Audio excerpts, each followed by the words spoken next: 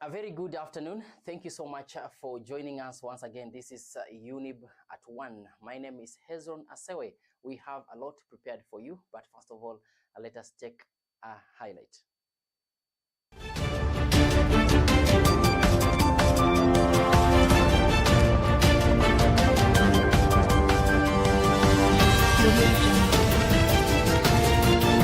Our military men and women are the anchor for our stability, the insurance for our development.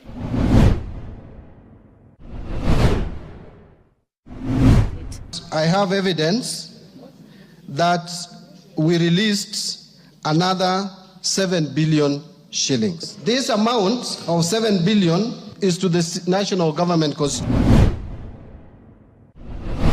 Every day, between 40 to 50,000 Kenyans register for SHA. As I was waiting for my colleague to finish. Leo ni siku ya Memorial Day.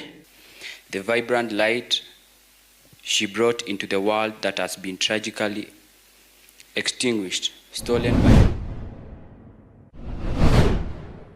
Watakula mabao mengi sana. Kwa sababu gani? Wacha nikwambie, mimi kila siku katika nitakupatia mstari mmoja, maana yake mimi nimeokoka.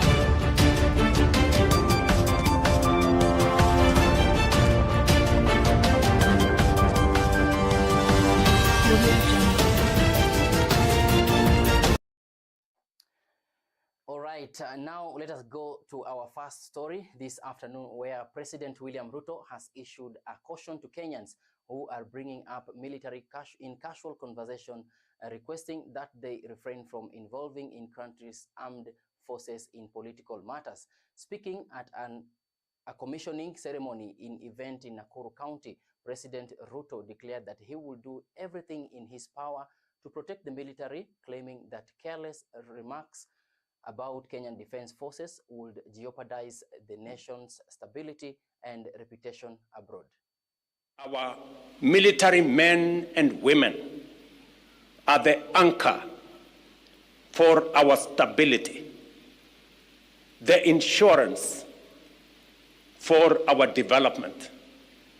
And therefore, we must be sensitive and keep off matters military in random talk. My administration and myself as Commander-in-Chief will defend by all means possible our military as they guarantee our stability and our development, with the commanders to make sure that we make every facility, equipment, and support available so that you can discharge your duties of securing our nation for the benefit of each and every Kenyan. Effective mitigation of the security challenges in the prevailing security environment, therefore, calls for both well-trained personnel as well as well-equipped military forces. Now, on matters health, the government has sought to calm members of parliament regarding the delay in disbursing National Government Constituency Development Fund (NCGS). Treasury Cabinet Secretary John Mbadi, while addressing the parliament, stated that the Treasury had released 7 billion shillings as of Wednesday and pledged to release additional 7 billion by 29th of this month to help reduce the current backlog, which has exceeded 21 million Kenyan shillings. I have evidence that we released another 7 billion shillings. This amount of 7 billion is to the National Government Constituency Development Fund. But then, for the National Government Affirmative Action, let me just touch on it. The budget was initially 3.2 billion. That was reduced to 2.7 billion after the supplementary budget. We had already released 1.6 billion. Today, we released the balance of 1,104,499,000. We are in April. How can he be 1 month behind at the end of this month? He will be 3 months behind. CS, what we want is 21 billion before the end of this month, if not today, and the rest to be cleared by the end of next month. Otherwise, this is just going to be in circles. This is another promise, and we are not going to achieve anything. It is the members of parliament who are being hogwashed. That, honorable members, is not that National Treasury does not want to honor commitments that I make to this House. But sometimes you have to balance the needs that come before you. All these other things you are saying, capitation, county money, it is your responsibility as government to send these monies. The year is coming to an end. Mheshimiwa Mbadi, please do that is needful to our people. That is irresponsible statement. It is irresponsible, it can cause panic, and it should not come from someone who has chaired Budget and Appropriations Committee. Now, sorry for that. I mentioned that story was touching the health matters, but this is the story for health matters. During his appearance before the National Assembly Plenary, Health Cabinet Secretary Aden Duale informed lawmakers that some government employees are undermining the new health insurance program, Social Health Authority, by failing to submit their statutory deductions. Duale also stated that 21 million Kenyans have already enrolled in SHA so far. This comes as members of parliament continue to question how inclusive SHA is, especially for teenage mothers without the national identity cards. Every day, between 40 to 50,000 Kenyans register for SHA. As I was waiting for my colleague to finish, 38,000 have registered for SHA. 18,000 have gone through the mean testing. We will keep improving the benefit package until we weed out all medical Harambe WhatsApp groups in our country. And as a former member of parliament, Mr. Speaker, this is one of the biggest challenges leaders and members of parliament of this House go through every weekend and every day in various WhatsApp groups raising funds for the sick. Some employees are not remitting statutory contribution to SHA, denying service to their employers. And I had a discussion with the Minister for Finance.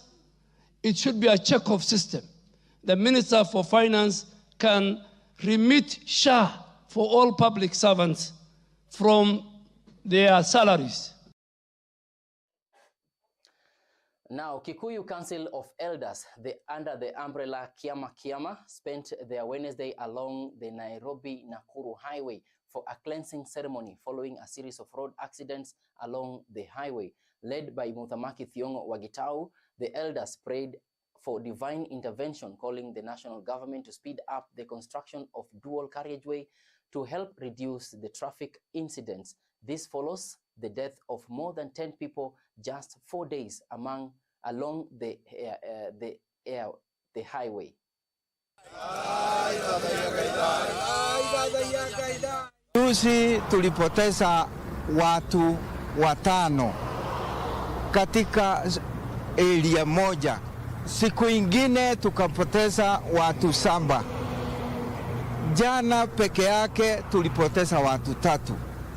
Na ndio maana wazee wote kutoka chama chetu cha juu cha national wakafikiria, wakaona ati kweli ajali zimekuwa mingi.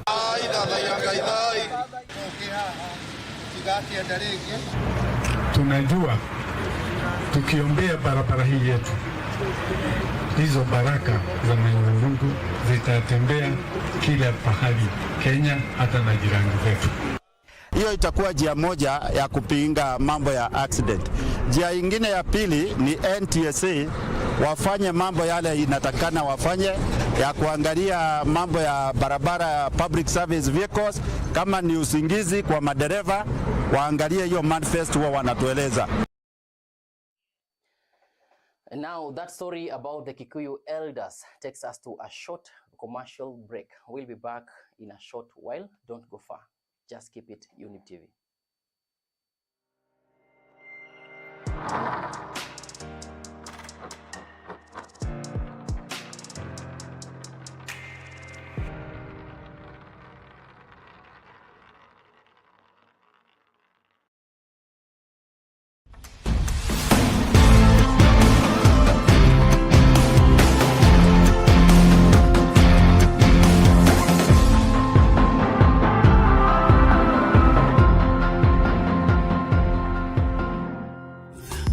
Ever the best. Hallelujah.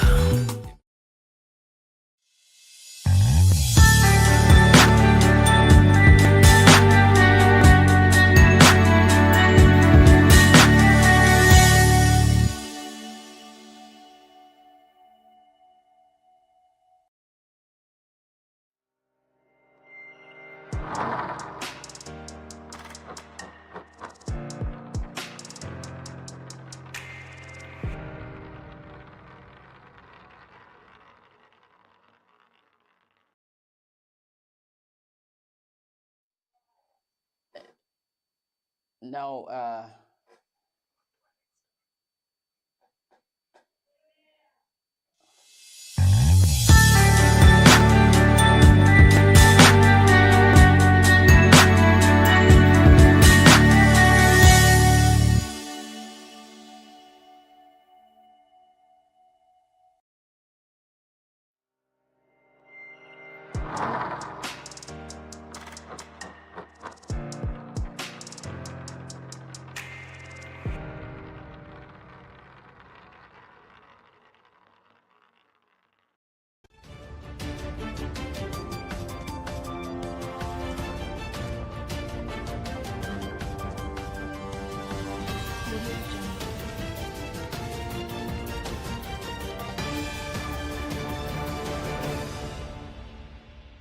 You know what, good folks? This is the Coffee Talk, and I, one and only the grandpa. How do you merge motherhood with all this? At what point do you get time with your daughter? I have to say, motherhood is bittersweet. Welcome to the Younib TV. Thank you, sir. Thank you, Mr. Sage himself. Nini unaweza angalia useme ulifanya impact moja, let's say kani Kangeni, kama ni hapo Parklands, nakumbuka kuna time tuliekanga show moja ikajaa. And today in our coffee talk, as we enjoy our cup of coffee and unwinding the evening, there is a difference between being a cheater and a liar. Yeah. What's the difference?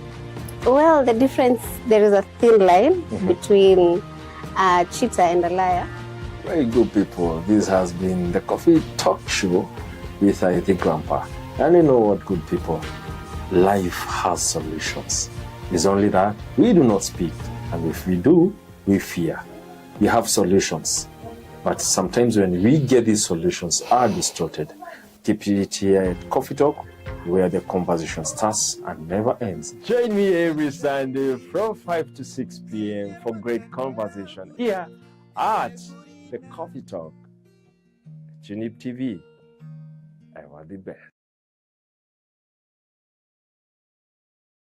Are you looking for an investment that offers more than just land? Yaya Homes is your trusted partner in delivering land beyond expectations. We offer plots of land in desirable locations like Rumuruti, Malindi, and Matu. Our Matu project phase 1 is 60% sold and boasts plots just 100 meters from Masinga Dam Tamak Road, situated right next to Simket Hotel and touching the market. Secure your plot for only 249,000 Kenya shillings. Phase 2, 40% sold, offers equally attractive options located 700 meters from Masinga town. All our plots are 50 by 100 with ready title deeds held securely under the company name. Other pros include the proximity to Masinga town, the thriving Masinga Technical College with a student population expected to grow to 7,000, making this land ideal for building hostels. The favorable climate, which is perfect for poultry and goat farming as well. The availability of water, electricity, and the Masinga police station nearby, ensuring you invest with confidence and peace of mind. For more information, call us at 0733 440 010 or 0745 485 198. You can also reach us by email at yayahomes24@gmail.com or visit our website at www.yayahomes.com. You can also visit our offices along Kangundo Road, Saika Stage, opposite Naivas Supermarket. Site visit is every Saturday. Don't miss out on this incredible opportunity. Invest in your future with Yaya Homes. Welcome to Yaya Homes Limited. You are trusted and reliable partner.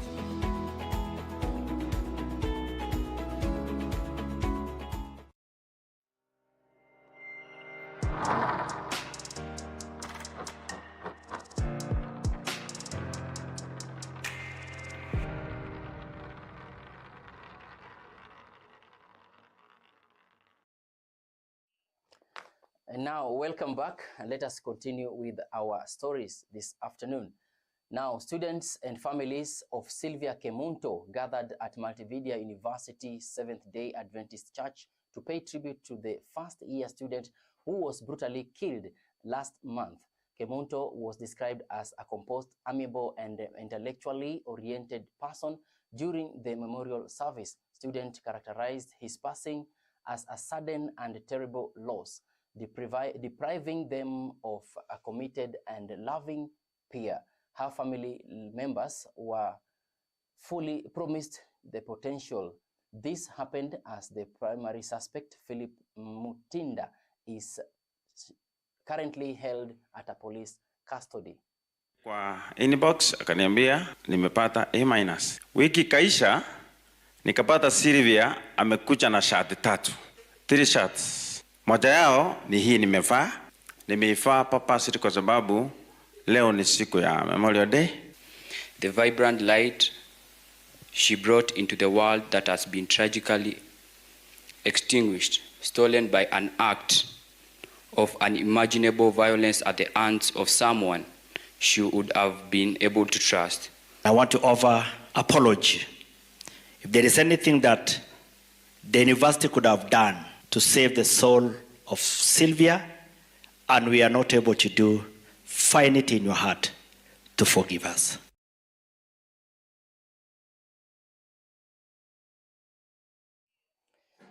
Now, on matters transport, employees of Super Metro are now concerned about making their ends meet after the National Road Transport and Safety Authority, NTSA, suspended the company's operating license until the company fully complies with the laws governing the public vehicles. Some drivers and business executives claim that the attempt to provide for their family currently is so hard.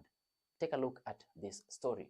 Sasa unafika mahali unaambiwa unajua unavaa kuwa na kitu kwa mfuko anyway.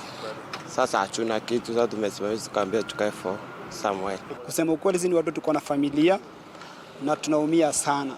Customer zetu pia wameumia sana kwa maana kama ni ile nauli ambayo tunawalipisha wanalipa karibu double. Wale watu ambao wamebeba ni waabiria, ni watu ambao wamekuaminia maisha yao wa drive kwa barabara. So nimesema tu ya kwamba hawa driver 269 kama kuna vile wanaweza elimishwa zaidi inaweza kuwa bora kuliko kufutwa kazi. One question we have as Super Metro employees is it only Super Metro? Well, it is good because we are readers and readers read by example. But when it is all checked, we are at least over 70% of what we call road sanity. 520 buses, you might find at the minimum that bus is going to make, we are losing about 16 million each and every day. We call a Juakari sector. So if that guy is not at work, they don't have money. You understand? So when all these things are summed up together, there is a family somewhere that is not having something to eat. And finally, let us get to sports, where Deputy Chief of Staff in the Office of the President, Eliud Owalo, has been appointed as the new Deputy Patron of Kenya's football giants Gor Mahia FC in a ceremony attended in the club's newly elected management and the players at Hermosa Hotel in Nairobi. Eliud Owalo. We start by recruiting players locally, and if we are to bring players from outside, they have to be players of no mean repute. I would wish to see another Halid Aucho, another Geoffrey Walusimbi, another Jacques Tuisenge, another Medi Kagere, just to mention but a few. And we have the capacity to bring in such players. We are relying on, at the moment, let me say the kind of brokers that we're having at the moment are the ones leading us that problem. You heard the question, the names of some prominent players who had played very, very, very well. We got them through, yes, similar systems, through brokers, but those brokers were much more honest than the ones that we have. Okay, now thank you so much from our fields in the sports section. That one brings us to the end of our bulletin this afternoon. Thank you so much, Rose Chege in the direction area, Anifa Kavira in the controls, Eunice in the camera, and also I will not forget Cliff Omondi as our producer this afternoon. My name is Hezron Asewe. Have a blessed afternoon.